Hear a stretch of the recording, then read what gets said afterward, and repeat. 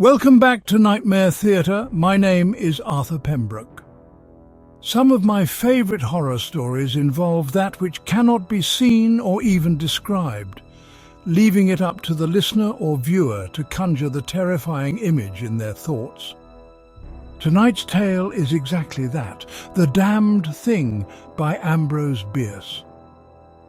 By the light of a tallow candle, which had been placed on one end of a rough table, a man was reading something written in a book. It was an old account book, greatly worn, and the writing was not apparently very legible, for the man sometimes held the page close to the flame of the candle to get a stronger light upon it. The shadow of the book would then throw into obscurity a half of the room, darkening a number of faces and figures, for besides the reader, 8 other men were present. 7 of them sat against the rough log walls, silent and motionless, and the room being small, not very far from the table. By extending an arm, any one of them could have touched the 8th man, who lay on the table, face upward, partly covered by a sheet, his arms at his sides. He was dead. The man with the book was not reading aloud, and no one spoke. All seemed to be waiting for something to occur. The dead man only was without expectation. From the blank darkness outside came in, through the aperture that served for a window, all the ever unfamiliar noises of night in the wilderness, the long, nameless note of a distant coyote, the stilly, pulsing thrill of tireless insects in trees, strange cries of night birds so different from those of the birds of day, the drone of great blundering beetles, and all that mysterious chorus of small sounds that seem always to have been but half heard when they have suddenly ceased, as if conscious of an indiscretion. But nothing of all this was noted in that company. Its members were not overmuch addicted to idle interest in matters of no practical importance. That was obvious in every line of their rugged faces, obvious even in the dim light of the single candle. They were evidently men of the vicinity, farmers and woodmen. The person reading was a trifle different. One would have said of him that he was of the world, worldly, albeit there was that in his attire which attested a certain fellowship with the organisms of his environment. His coat would hardly have passed muster in San Francisco. His footgear was not of urban origin, and the hat that lay by him on the floor, he was the only one uncovered, was such that if one had considered it as an article of mere personal adornment, he would have missed its meaning. In countenance, the man was rather prepossessing, with just a hint of sternness, though that he may have assumed or cultivated as appropriate to one in authority, for he was a coroner. It was by virtue of his office that he had possession of the book in which he was reading. It had been found among the dead man's effects in his cabin, where the inquest was now taking place. When the coroner had finished reading, he put the book into his breast pocket. At that moment the door was pushed open and a young man entered. He clearly was not of mountain birth and breeding. He was clad as those who dwell in cities. His clothing was dusty, however, as from travel. He had, in fact, been riding hard to attend the inquest. The coroner nodded. No one else greeted him. "We have waited for you," said the coroner. "It is necessary to have done with this business tonight." The young man smiled. "I am sorry to have kept you," he said. "I went away, not to evade your summons, but to post to my newspaper an account of what I suppose I am called back to relate." The coroner smiled. "The account that you posted to your newspaper," he said, "differs probably from that which you will give here under oath." "That," replied the other rather hotly and with a visible flush, "is as you choose. I used manifold paper and have a copy of what I sent. It was not written as news, for it is incredible, but as fiction. It may go as a part of my testimony under oath." "But you say it is incredible." "That is nothing to you, sir, if I also swear that it is true." The coroner was apparently not greatly affected by the young man's manifest resentment. He was silent for some moments, his eyes upon the floor. The men about the sides of the cabin talked in whispers, but seldom withdrew their gaze from the face of the corpse. Presently the coroner lifted his eyes and said, "We will resume the inquest." The men removed their hats. The witness was sworn. "What is your name?" the coroner asked. "William Harker." "Age?" 27. "You knew the deceased, Hugh Morgan?" "Yes." "You were with him when he died?" "Near him." "How did that happen? Your presence, I mean." "I was visiting him at this place to shoot and fish. A part of my purpose, however, was to study him and his odd, solitary way of life. He seemed a good model for a character in fiction. I sometimes write stories. I sometimes read them. Thank you. Stories in general, not yours." Some of the jurors laughed. Against a somber background, humour shows highlights. Soldiers in the intervals of battle laugh easily, and a jest in the death chamber conquers by surprise. "Relate the circumstances of this man's death," said the coroner. "You may use any notes or memoranda that you please." The witness understood. Pulling a manuscript from his breast pocket, he held it near the candle, and turning the leaves until he found the passage that he wanted, began to read. The sun had hardly risen when we left the house. We were looking for quail, each with a shotgun, but we had only one dog. Morgan said that our best ground was beyond a certain ridge that he pointed out, and we crossed it by a trail through the chaparral. On the other side was comparatively level ground, thickly covered with wild oats. As we emerged from the chaparral, Morgan was but a few yards in advance. Suddenly we heard at a little distance to our right, and partly in front, a noise as of some animal thrashing about in the bushes, which we could see were violently agitated. "We've started a deer," said. "I wish we'd brought a rifle." Morgan, who had stopped and was intently watching the agitated chaparral, said nothing, but had cocked both barrels of his gun and was holding it in readiness to aim. I thought him a trifle excited, which surprised me, for he had a reputation for exceptional coolness, even in moments of sudden and imminent peril. "Oh, come," I said, "you are not going to fill up a deer with quail shot, are you?" Still he did not reply, but catching a sight of his face as he turned it slightly toward me, I was struck by the pallor of it. Then I understood that we had serious business on hand, and my first conjecture was that we had jumped a grizzly. I advanced to Morgan's side, cocking my piece as I moved. The bushes were now quiet, and the sounds had ceased, but Morgan was as attentive to the place as before. "What is it? What the devil is it?" I asked. "That damned thing," he replied without turning his head. His voice was husky and unnatural. He trembled visibly. I was about to speak further when I observed the wild oats near the place of the disturbance moving in the most inexplicable way. I can hardly describe it. It seemed as if stirred by a streak of wind, which not only bent it, but pressed it down, crushed it so that it did not rise, and this movement was slowly prolonging itself directly toward us. Nothing that I had ever seen had affected me so strangely as this unfamiliar and unaccountable phenomenon, yet I am unable to recall any sense of fear. I remember, and tell it here because, singularly enough, I recollected it then, that once in looking carelessly out of an open window, I momentarily mistook a small tree close at hand for one of a group of larger trees at a little distance away. It looked the same size as the others, but being more distinctly and sharply defined in mass and detail, seemed out of harmony with them. It was a mere falsification of the law of aerial perspective, but it startled, almost terrified me.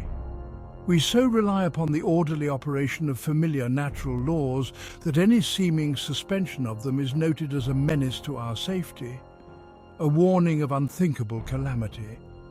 So now the apparently causeless movement of the herbage and the slow, undeviating approach of the line of disturbance were distinctly disquieting. My companion appeared actually frightened, and I could hardly credit my senses when I saw him suddenly throw his gun to his shoulders and fire both barrels at the agitated grass. Before the smoke of the discharge had cleared away, I heard a loud, savage cry, a scream like that of a wild animal, and flinging his gun upon the ground, Morgan sprang away and ran swiftly from the spot.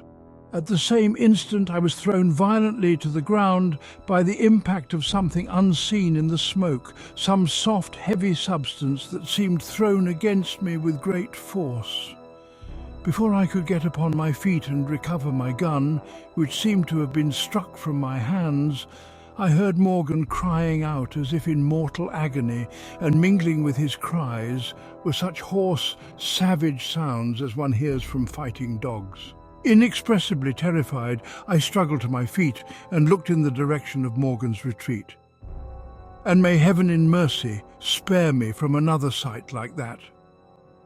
At a distance of less than 30 yards was my friend, down upon one knee, his head thrown back at a frightful angle, hatless, his long hair in disorder, and his whole body in violent movement from side to side, backward and forward. His right arm was lifted and seemed to lack the hand. At least, I could see none. The other arm was invisible. At times, as my memory now reports this extraordinary scene, I could discern but a part of his body. It was as if he had been partly blotted out. I cannot otherwise express it. Then a shifting of his position would bring it all into view again. All this must have occurred within a few seconds, yet in that time Morgan assumed all the postures of a determined wrestler vanquished by superior weight and strength. I saw nothing but him, and him not always distinctly. During the entire incident his shouts and curses were heard, as if through an enveloping uproar of such sounds of rage and fury as I had never heard from the throat of man or brute. For a moment only I stood irresolute. Then, throwing down my gun, I ran forward to my friend's assistance. I had a vague belief that he was suffering from a fit or some form of convulsion. Before I could reach his side, he was down and quiet. All sounds had ceased, but with a feeling of such terror as even these awful events had not inspired, I now saw the same mysterious movement of the wild oats prolonging itself from the trampled area about the prostrate man toward the edge of a wood. It was only when it had reached the wood that I was able to withdraw my eyes and look at my companion. He was dead.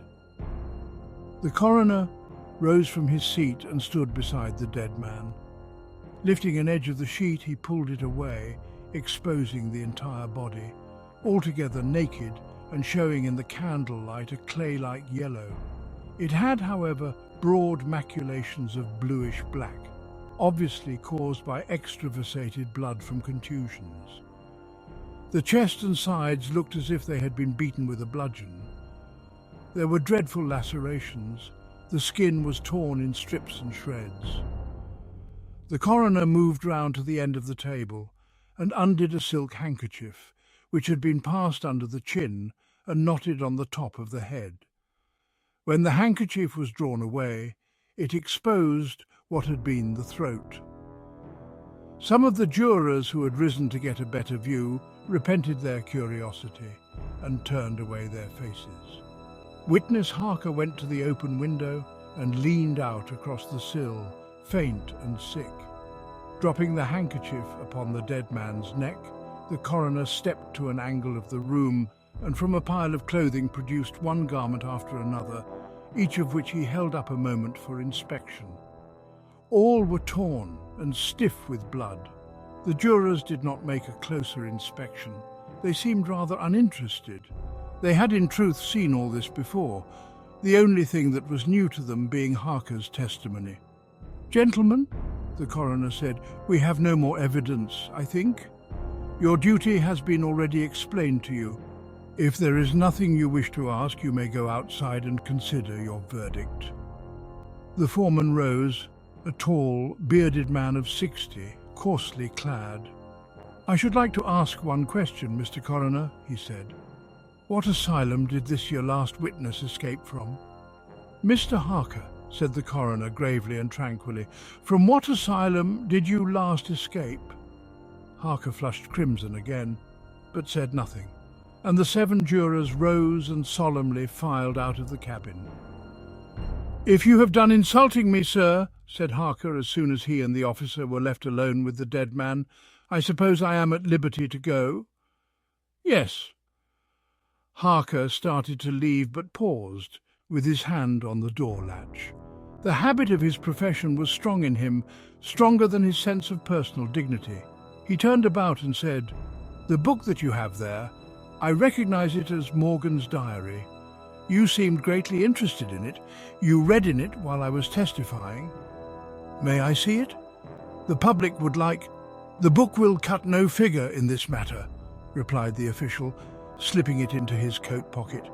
"All the entries in it were made before the writer's death." As Harker passed out of the house, the jury re-entered and stood about the table on which the now covered corpse showed under the sheet with sharp definition. The foreman seated himself near the candle, produced from his breast pocket a pencil and scrap of paper, and wrote rather laboriously the following verdict, which with various degrees of effort all signed. "We, the jury, do find that the remains come to their death at the hands of a mountain lion, but some of us thinks all the same they had fits. In the diary of the late Hugh Morgan are certain interesting entries having possibly a scientific value as suggestions. At the inquest upon his body, the book was not put in evidence. Possibly the coroner thought it not worthwhile to confuse the jury. The date of the first of the entries mentioned cannot be ascertained. The upper part of the leaf is torn away. The part of the entry remaining is as follows: would run in a half circle, keeping his head turned always toward the centre, and again he would stand still, barking furiously. At last he ran away into the brush as fast as he could go. I thought at first that he had gone mad, but on returning to the house found no other alteration in his manner than what was obviously due to fear of punishment. Can a dog see with his nose? Do odours impress some olfactory centre with images of the thing emitting them? September 2nd. Looking at the stars last night as they rose above the crest of the ridge east of the house, I observed them successively disappear, from left to right. Each was eclipsed but an instant, and only a few at the same time, but along the entire length of the ridge, all that were within a degree or two of the crest were blotted out. It was as if something had passed along between me and them, but I could not see it, and the stars were not thick enough to define its outline. Ugh, I don't like this. Several weeks' entries are missing, 3 leaves being torn from the book. September 27th, it has been about here again. I find evidences of its presence every day. I watched again all of last night in the same cover, gun in hand, double charged with buckshot. In the morning the fresh footprints were there as before. Yet I would have sworn that I did not sleep. Indeed, I hardly sleep at all. It is terrible, insupportable. If these amazing experiences are real, I shall go mad. If they are fanciful, I am mad already. October 3rd. I shall not go. It shall not drive me away. No, this is my house, my land. God hates a coward. October 5th. I can stand it no longer. I have invited Harker to pass a few weeks with me. He has a level head. I can judge from his manner if he thinks me mad. October 7th. I have the solution of the problem. It came to me last night, suddenly as by revelation. How simple, how terribly simple. There are sounds that we cannot hear. At either end of the scale are notes that stir no chord of that imperfect instrument, the human ear. They are too high or too grave. I've observed a flock of blackbirds occupying an entire treetop, the tops of several trees, and all in full song. Suddenly, in a moment, at absolutely the same instant, all spring into the air and fly away. How? They couldn't all see one another. Whole treetops intervened. At no point could a leader have been visible to all. There must have been a signal of warning or command, high and shrill above the din, but by me unheard. I have observed, too, the same simultaneous flight when all were silent, among not only blackbirds but other birds, quail, for example, widely separated by bushes, even on opposite sides of a hill. It is known to seamen that a school of whales basking or sporting on the surface of the ocean miles apart, with the convexity of the earth between them, will sometimes dive at the same instant, all gone out of sight in a moment. The signal has been sounded, too grave for the ear of the sailor at the masthead and his comrades on the deck, who nevertheless feel its vibrations in the ship as the stones of a cathedral are stirred by the bass of the organ. As with sounds, so with colours. At each end of the solar spectrum, the chemist can detect the presence of what are known as actinic rays. They represent colours, integral colours in the composition of light, which we are unable to discern. The human eye is an imperfect instrument. Its range is but a few octaves of the real chromatic scale. I'm not mad. There are colours that we cannot see. And, God help me, the damn thing is of such a colour. Thank you again for joining me. Leave me your thoughts on the damn thing in the comments below, and I'll see you all again tomorrow night.